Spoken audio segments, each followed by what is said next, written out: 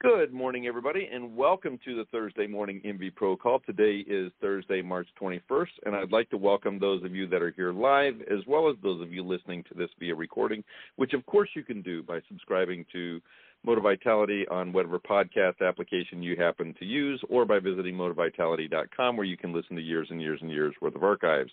I always love having everybody on live, but I want to welcome those of you listening to this, as always, via recording, to shoot me an email or a text and let me know your thoughts or any suggested topics or any questions that you might have. Normally, we start the call off by going through and just reviewing the week and seeing if there was anything anybody learned in particular. But because we have a guest speaker today, I want to hop right in and have a conversation with our guest. So I had an opportunity to meet our guest about 10 years ago. We both started, way back when I was in the Connecticut world, but I never really had an opportunity to meet him, even when I was in that world.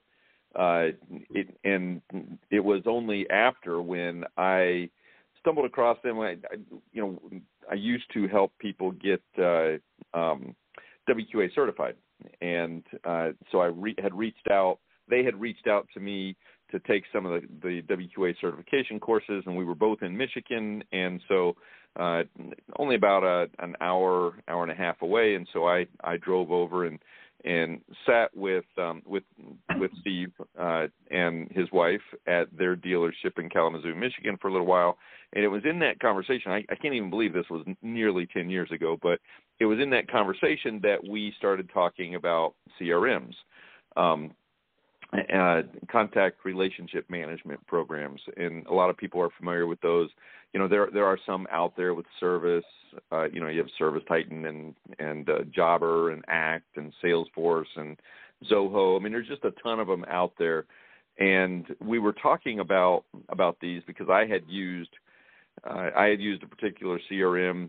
My frustration with the CRMs that were out there was that they, that there were none that were really good on both the front side and the back side, meaning there were some really good for salespeople, but they did not transfer very well into, when that customer became a service customer, to routing. And there was some really good for the back end for routing and keeping track of customer purchases, but they didn't talk to the sales process very well. And I remember Steve back then saying, I've been working on this program that's going to do exactly that. That literally was over, I think, probably 10 years ago. And with that, I'm going to actually introduce our guest officially, because I'm super excited about hearing about not only this program that is now launched and ready to go, that is going to benefit potentially everybody in this industry, because it's written by somebody in the industry for the industry. And that's been a challenge. Is there's some other programs out there, but they're not designed by people that really understand what we do. But anyway, Steve Duisterhhof is one of the owners of Gordon Water Systems out of Kalamazoo and Grand Rapids. Gordon's been around for since 1973. They just, in fact, celebrated their 50th anniversary. They are frequently winners of the best companies to work for, the Small Business of the Year in both Grand Rapids and Kalamazoo, where they are. They have well over 1,000 reviews in both locations, and they average 4.9 stars on those reviews. So they've really focused on customer service and really taking care of their customers. I've seen some of the quality of the people that they hire. I've been very honored to have a few of them. Actually, we've got somebody here in our installer training this week that is coming from Gordon Water, and it's just the caliber of people even that they hire and that they bring in is just incredible. They're just always always have super high expectations and am never let down by the people that come. But I mean, there's just a ton of things I could tell you about Gordon and Steve and his organization. But I with that, instead of me jabbering this whole time, would like to welcome you, Steve. Welcome to the call. Yeah, thanks, Kelly. And that was a really honored to be here, and that was a really lovely intro. So, yeah, when I first started in this business, my dad started in '73, and I joined him like in the mid '80s, and I was frustrated because there just wasn't really computers were a thing in the '80s, but they weren't. There was nothing really that was easy to use at that point. And I got interested. I just said, there's so much chaos in this business that we could get lined up with in a computer. And so I started working on it, and I had a passion to do that. And but I can't say that it was anything like that I would say I would be proud of to bring it outside of us. But now that's different now. I was able to partner with, I met a guy from Kenya, and he was actually going to go to school in London to become a medical doctor. And he honestly, blood just made him faint. And so he got into computers, and through some church relationship friend, I met him, and he caught hold of the vision that I had with fire. And for the last 5 years has just dedicated himself to creating the vision that we collectively both have.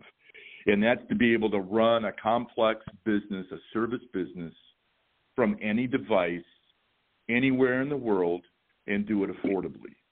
And because when you're from a developing country, affordability becomes a really big deal. We in the West, we have a lot of resources. We can buy things that for any place else in the world are, prohibitively expensive. So we said we need to do this in a way that can make it affordable for lots of people.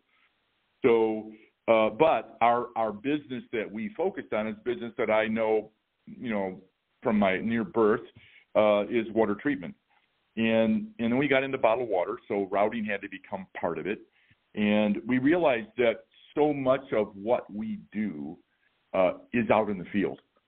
So much of the information that we really need is not in our office, although it's important that's what's in the office. But a lot of it needs to be connected with your service team, with your delivery team, with the folks that are really out there doing the work. If you think about our assets, they're not under a roof like a manufacturing facility. You've got a CNC machine or some big expensive equipment. You have control. You can look out over a window and see your manufacturing floor and know what's going on. That's not true with us. We have water softeners in thousands of homes. We have bottled water stuff in thousands of facilities. We have, equipment flung over counties. And now we have to manage that somehow. Our assets aren't under a roof that we can look out in a window and see what's going on. It's all out there.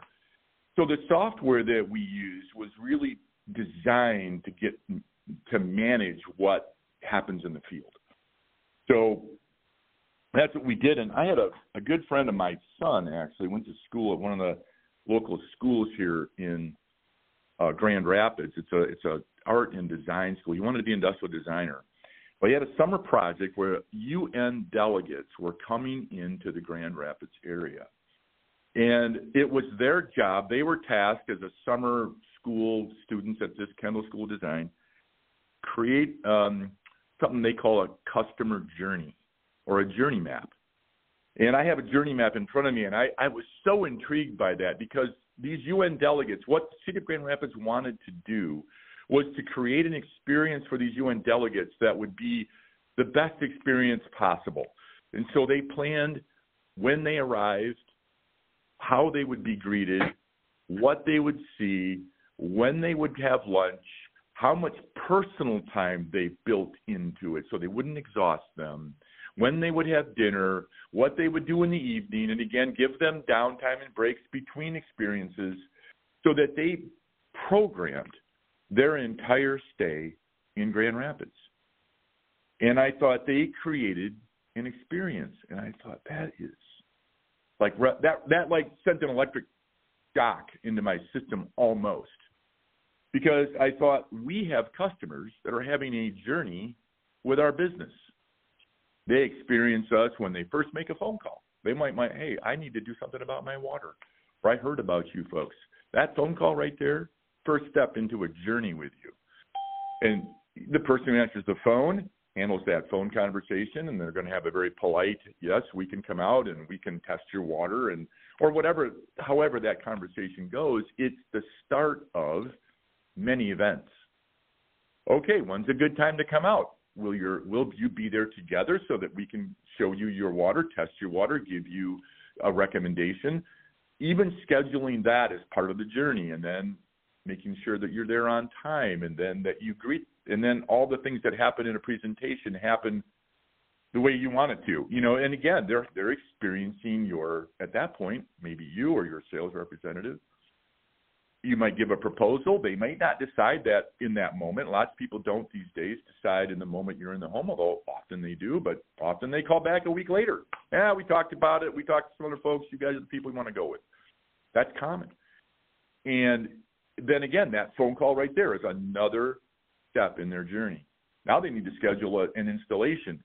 Is all the right information on your installation agreement? Do you have the right equipment? Is it going to be in the right location? Is it going to be... Then you have to schedule that. If you're late or something happens, you need to let them know. All that's part of the journey. Finally, you get there. The installation person, again, are they going to wear booties? Are they tracking stuff from the home? Are they respecting their property? Are they going to park in the driveway and leave drips of oil in the driveway, or whatever thing is? It's all part of that experience. At the end of the day, I don't want to get too long on this, but a lot of baton handoffs happen.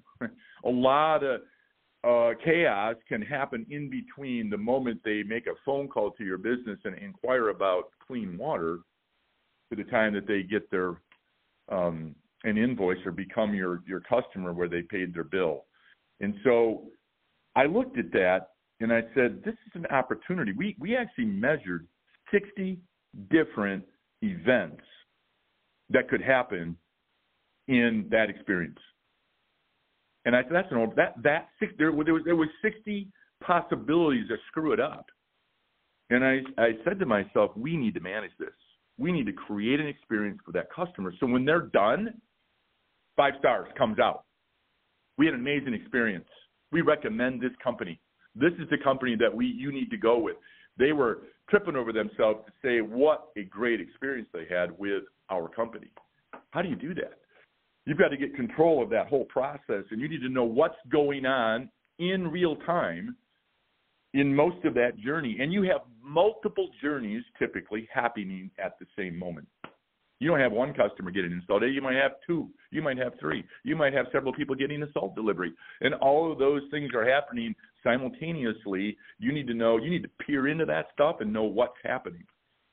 So, I'm thinking, Steve, about a golf game in just, if you can be really good at driving or really good at putting, but if your short game sucks, it blows the whole thing. And if you're really good at driving, but if your putting is really bad, and that's kind of exactly what you're talking about here is if I love your concept on this. If you have one step that goes awry, it ruins the entire game. Your whole score. It doesn't matter how good you are at one part or the other. Yeah, 100%. Right, one link in the chain. That's why I said there's no unimportant job in our business. I respect absolutely from the customer service person answers the phone and handles that tough call to the salesperson has to go out and deal with every personality under the sun and figure out how to get them to say yes. And to the installation person that needs to do professional work in lots of different circumstances in basements, kitty litter, and you guys all know what happens in people's basements, and so on.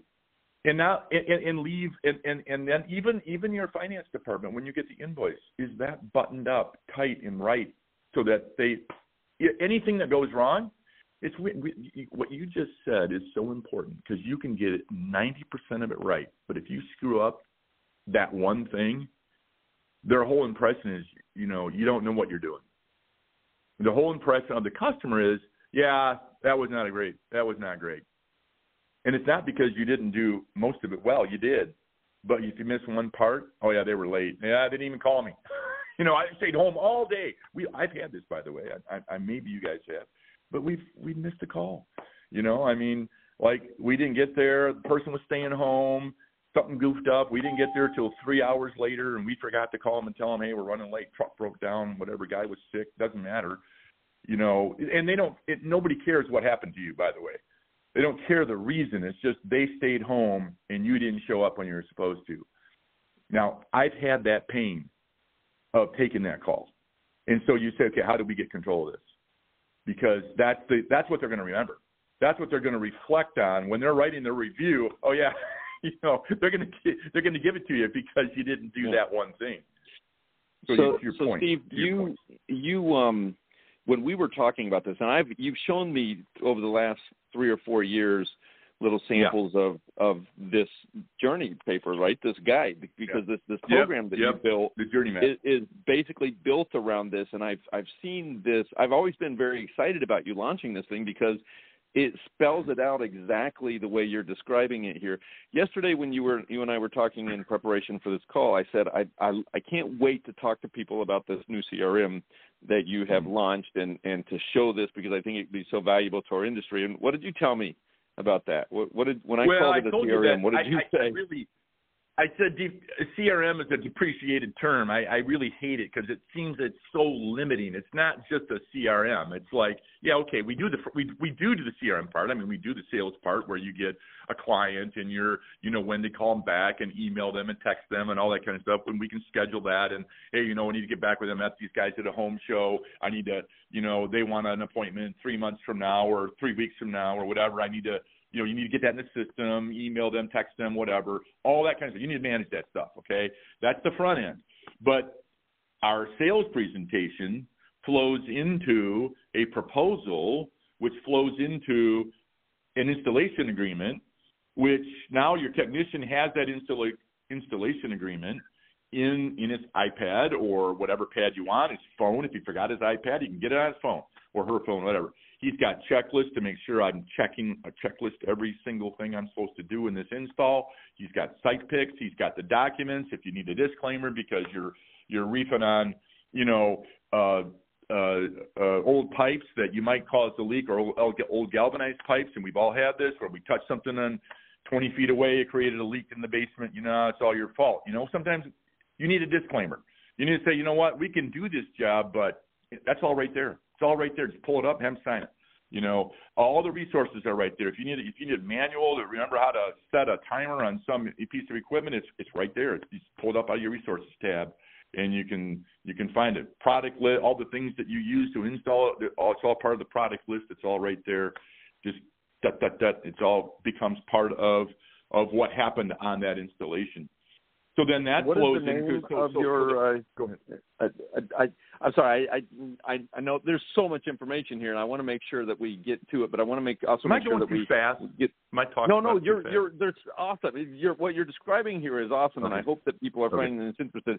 I want to ask a couple questions that I know are going to be on the minds of people. But one of them is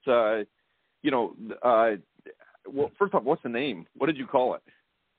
Oh yeah, so thanks. So that's funny. So internally, we call it Genie. We had one of our long-term employees retire and then pass away, and she was a very sweet person. We call it Genie inside our business. So, but outside, our business name, and I'm going to tell you the reason I bring that up. It's called Hudumu. Hudumu because my partner, who is really the genius behind some of this. Is, as I mentioned, from Kenya. His native language is Swahili. So Huduma is a Swahili word. It means to serve. And it fit perfectly with what we want to do, because in the journey map, in that journey experience, the whole goal is to keep the customer at the center of the conversation. To keep it at your customer's experience, your customer's journey, what they're experiencing from your business is at the center of what you're trying to accomplish. And so, when you can create that as you can kind of abstract that journey, you can now become intentional about creating wow experiences. You say, let's put a wow right here. Let's do a wow right here. Let's do an unexpected great right here, and you can get control of what their experience is like the UN delegates. You can control what your customer is actually getting. And so Hudumu is precisely what we're trying to do. It means to serve, and that we're trying to serve our customer. We're trying to give them the best possible experience we can give them. Now, best possible, I guess that may be an overstatement, but a good quality 5-star experience. So what challenges, I know that I have clients all over the country that deal with this, right, where they've used one CRM or another. Sometimes what keeps them from moving is being able to easily, it's sort of like when we went from DOS to Windows, the data transfer problem. Yeah, the data transfer, the data migration. Is this something that you are equipped to look at or help with? Absolutely. So that can be a bugaboo, although usually it's fairly solvable. It's fairly solvable. We're not, there's lots of tools to get that data moved over, and that I'm going to touch on something in a minute before we're done here, because I want to talk about data. But it's your data, first of all. It's not ours. It's not somebody else's. It's yours. It's your business. It's your customer list. It's your customers. It's your stuff. You own it. You control it. You have access to it. It should not be difficult to have and get your data, period. It's yours. And that's one of the key components of your business. So we highly respect the idea that should not be complicated, and it should not be convoluted, and it should not be difficult to have complete access to all your data. So that's one of the things we find. Sometimes it's hard to get the data, or can be, based on whatever system that you have. But typically, there are tools. Everybody understands that there's tools to get the data out. Now, I want to speak about data for a second. I'm not going to make this overly complex. But what we all know, and we've all heard, AI, artificial intelligence, is coming faster than any of us really understand. And what AI really is for us as business people is it's able to commoditize human intelligence. So to get a really good, say, medical specialist, they're going to go to school as a pre-med for 4 years. They're going to get a bachelor's degree, and then they're going to go to med school for another 4 years. You got eight years college. You paid for all that, and now you have a medical doctor. If you need a lawyer, same thing. A business consultant, you might pay thousands of dollars per hour to have a business consultant, or a day, whatever, to come into your place. What AI is doing is commoditizing human intelligence to make it affordable and available to many of us. So you get kind of a really, really good, smart assistant. The reason I'm bringing this up is we need to have our data ready for AI. We need to understand what data is needed and how to analyze that data. What AI is going to allow us to do is to find ways we can be far more efficient, do our business more effectively. It's going to help us actually find customers more efficiently. Steve, I'm sorry to interrupt. Can I ask everybody, if you're on, I hear some little background noise. Can you guys, if you get the noise in the background, mute yourself, please? Anyway, I'm just going to sorry about that. I'm going to cut it off there by saying that becoming AI ready is a thing, and we can't ignore it, because we're not a big, powerful industry. We don't have a lot of people. We don't have a lot of people paying attention to us, and those tools can make or break what's going on. And so I think those tools are going to be super powerful, super useful, and having the right data, having data to give AI to analyze and to tune for our industry is going to be very important. So we're getting ahead of that, and we're already asking ourselves what do we need to do to get our data ready for AI. So I guess that's, with a few minutes left, if there's questions, or Kelly, if you have questions, I've kind of I'm glad you said it, because I wanted to open it up to I know there are salespeople and owners and managers. The only question that I have here, real quick, is just your experience, because you're using this in your own dealership. Yeah. One of the challenges that I hear from owners and managers is the challenge of, because it's garbage in, garbage out, right? You have to put the Yep. data in, otherwise you're not going to get That's it out. true. How do you, That's true. what challenges do you run into in getting your team to utilize this tool effectively? Well, it simplifies your life. I mean, that's the thing. Even the reporting. So we, for instance, your service, your installation person, we call them a service sales representative. A person's going to go out and either service equipment or install it. They have everything right on their pad. All the site picks are there. All the plumbing sizes have been put in by the salesperson, and they have to get it right. They're going to, the salesperson, if they didn't do that correct, they're going to hear about that. I mean, that's not really a thing that we're dealing with at this point, but they have the information they need. What's frustrating for a service person sometimes is, what am I supposed to be doing here? I don't know where this goes. I didn't know I was going to have, 2.5-inch drain pipe to tie into, or I didn't know I was going to have a 3/8-inch fitting or whatever, and all that stuff is all put in the system. That all that data is right there. Oh, I didn't know I was going to have a disclaimer. Now they got to call the office. Oh, you know what? I got galvanized pipe. If I touch this, we're going to have leaks everywhere. I got to have a disclaimer. It's all right there. It's all right. It's all available to them. They can just walk right through it. And so for them, it makes their life easier. So we get a lot of feedback internally. Love this. That's the funnest part, actually.